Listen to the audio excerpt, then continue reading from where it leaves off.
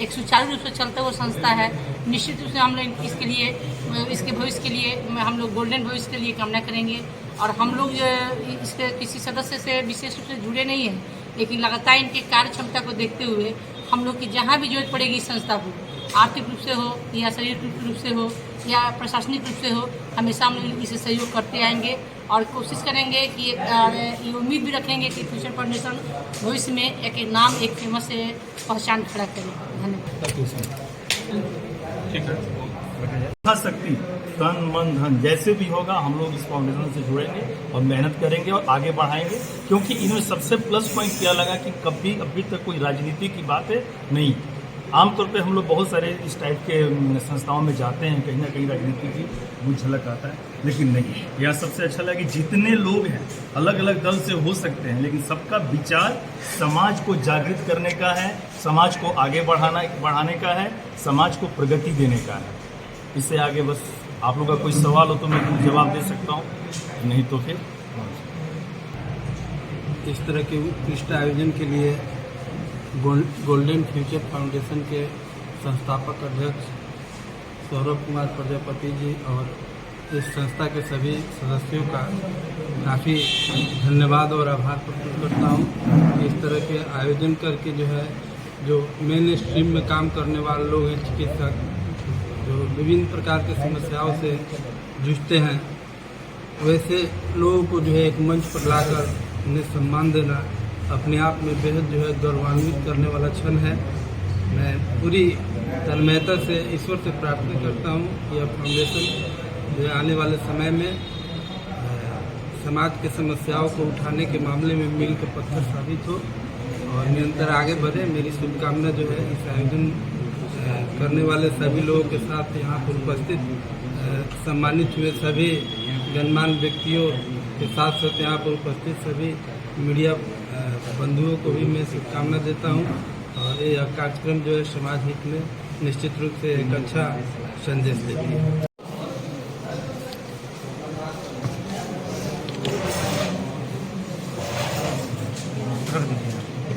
Sir इसको अवसर पे सबका अभिनंदन है और डॉक्टर दिवस के अवसर पे फ्यूचर फाउंडेशन ने एक ऑर्गेनाइजेशन किया था जिसमें हमारे डॉक्टर महोदय जो भी आए थे उनको सम्मानित किया गया था। हमारे डॉक्टर महोदय समाज के एक अंग होते हैं और समाज से ही इनका अस्तित्व, इनसे समाज का अस्तित्व है। और आने वाले भविष्य में जैसे जैसे हमारे यहाँ बीमारी बढ़ती जा रही है, जैसे अवेयरनेस की कमी हो रही है, इसमें इनकी भूमिका और बढ़ती जा रही है। और इसी को देखते हुए सरकार का भी बहुत ज़्यादा फोकस आज देख रहे हैं कि बहुत सारे हेल्थ संबंधित योजनाएं चलाई जा रही हैं जो समाज के निम्न तबके, छोटे वर्ग के लोगों तक पहुंचाया जाए। इसके लिए हर ब्लॉक स्तर पे, हर पंचायत स्तर पे सामुदायिक केंद्र, स्वास्थ्य केंद्र का सामुदायिक स्वास्थ्य केंद्र का सब बनाया जा रहा है। और इसके साथ साथ डॉक्टरों को समाज में हर पंचायत अलॉट किया जाता है, ब्लॉक अलॉट किया जाता है कि वो समाज में हर जगह जाए और बीमारी से लड़ने के लिए देखरेख करें। साथ ही साथ डॉक्टरों को भी मोटिवेशन के लिए एक पॉइंट होना चाहिए, जैसे गोल्डन फ्यूचर फाउंडेशन ने ऑर्गेनाइज करके हमारे डॉक्टरगण को मोटिवेट किया जो समाज से जुड़े रहे। Thank you. जी मैम, आज गोल्डन फ्यूचर फाउंडेशन के तरफ से जो चिकित्सक सम्मान समारोह रहा, तो इस अवसर पे आप क्या कहना चाहेंगे? सबसे पहले तो गोल्डन फ्यूचर फाउंडेशन अपने आप में एक बहुत ही मजबूत संस्था है, क्योंकि इसमें जितने भी संस्था में जो सदस्य जुड़े हुए हैं वो काफ़ी एनर्जेटिक हैं, युवा वर्ग के हैं। और मैं जब से देख रही हूँ कि फ्यूचर फाउंडेशन अपना न्यू डाला है, तब से ही लगातार कुछ न कुछ किसी न किसी क्षेत्र में अपना योगदान देते आया है, चाहे वो शिक्षा के क्षेत्र में हो, पर्यावरण के क्षेत्र में हो, या आज एक डॉक्टर्स डे मना के किया। पिछले बार में मैंने देखा कि ये लोग टीचर्स डे भी मनाए थे और उसमें काफ़ी सम्मानित टीचरों को उन्होंने सम्मानित किया था।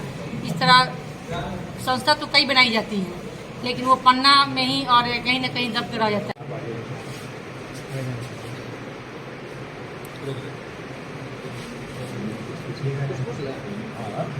उद्देश्य क्या है आगे? कार्यक्रम का मेन उद्देश्य यह है कि हम लोग ऐसे बहुत सारे कार्यक्रम का आयोजन करते हैं, पर डॉक्टर्स को भगवान का दूसरा रूप कहा जाता है और उनको सम्मानित करना हम अपने आप में गौरवान्वित महसूस करते हैं। और जब हम लोग एक भगवान को ही नहीं सम्मानित कर पाएंगे तो बाकी कार्यक्रम को करने का हमारे लिए कोई महत्व ही नहीं रह जाएगा। इसी चीज़ को हम लोग सोचकर इस डॉक्टर सम्मान समारोह का आयोजन किया गया।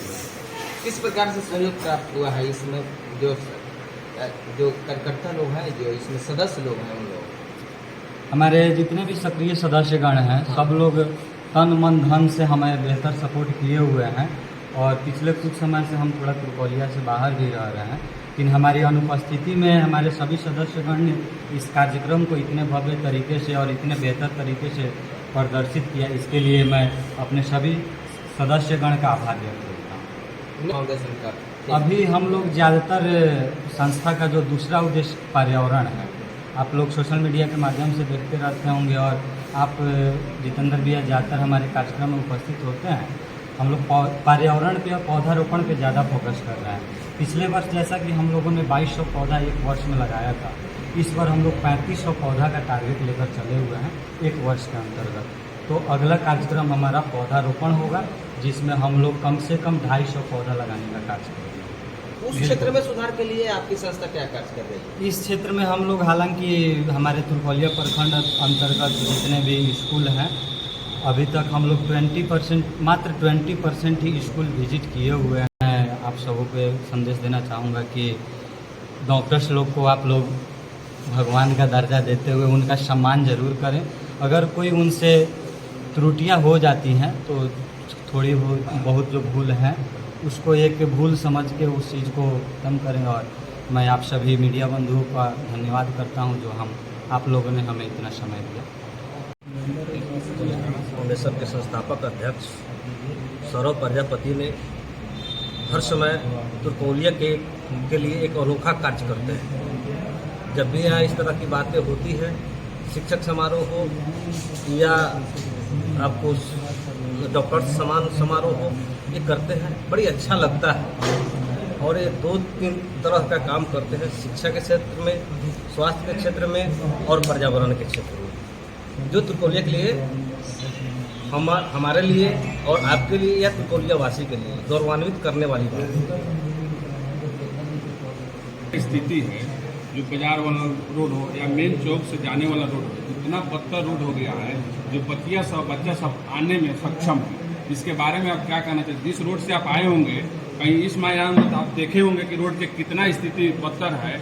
जब हम लोग आवाज़ उठाए थे 2 दिन पहले, हम लोग आवाज़ उठाए हुए थे और सोशल मीडिया पर डाले हुए थे। 2 दिन बाद जेसीबी से और काम शुरू हुआ। इसके बारे में आप क्या कहना चाहते हैं? जो हम लोग अर्थात वो वैकल्पिक व्यवस्था अभी हुआ है, अभी वो क्लियर नहीं हुआ है, अभी ठीक से क्लियर नहीं हुआ है। जल जमाव की स्थिति जो थी फिलहाल में उसको सबसे पहले तो आप सभी को मैं धन्यवाद देना चाहता हूँ कि आप लोगों ने इसका जो आवाज़ उठाया और उस पर त्वरित कार्रवाई करते हुए प्रशासन के लोगों ने जल जमाव से तुरकोलिया को मुक्ति दिलाया। दूसरी बात है कि सिर्फ जल जमाव यहाँ के लोगों के कारण भी होता है। रोड जब बन जाती है तो दोनों तरफ से लोग क्या करता है कि अपने अपने जो सो कि दरवाजे का जो मिट्टीकरण होता है उसको ऊंचा कर देता है। ऊंचा करने के बाद जो सो कि पानी बहने का कोई साधन नहीं रहता है। दूसरा, वहाँ पे मैंने देखा था कि नाला का भी निर्माण हुआ है। नाला निर्माण हुई है लेकिन उसको मिट्टी से धंसा दिया गया है, जिस कारण से भी जल जो सो पानी उसमें नहीं जा पाता है। उसके कारण भी जल जमाव होती है। कुछ लोग कह रहे हैं कि ये जो रोड जाता है स्कूल हाई स्कूल की तरफ से, तो आगे जाने के बाद में गरमजरुआ जमीन है। गरमजरुआ जमीन के लेकर ये रोड नहीं बनेगा जब तक क्लियर नहीं होगा। तो सीओ साहब कितना बार लोग आवेदन दिया लेकिन सीओ साहब सीधे सुनते नहीं हैं। इसके बारे में क्या कहना चाहते हैं तुरकोलिया प्रखंड के सीओ साहब के बारे में, जो आवेदन देने के बाद में नहीं सुनते हैं? क्योंकि 6 महीना में रहेंगे, साल भर रहेंगे, फिर चले जाएंगे। तो आवेदन देने से क्या लाभ मिलता है? जब लाभ नहीं मिलेगा जब काम हो जाएगा, लाभ मिलवे नहीं करता है। चलिए, मेरे संज्ञान में आया, हम भी इस पर सीओ साहब से बात करेंगे जी। और दूसरी बात है, क्योंकि यहाँ के जो वर्तमान विधायक हैं वो इस रोड की दुर्दशा जो कर दिए हैं, ये मैंने तुरकोलिया ही नहीं पूरी हरसिद्धि विधानसभा के लिए शर्म की बात है। क्योंकि उन्हीं के देख रेख में यह रोड जो है बनने का काम चालू हुआ है।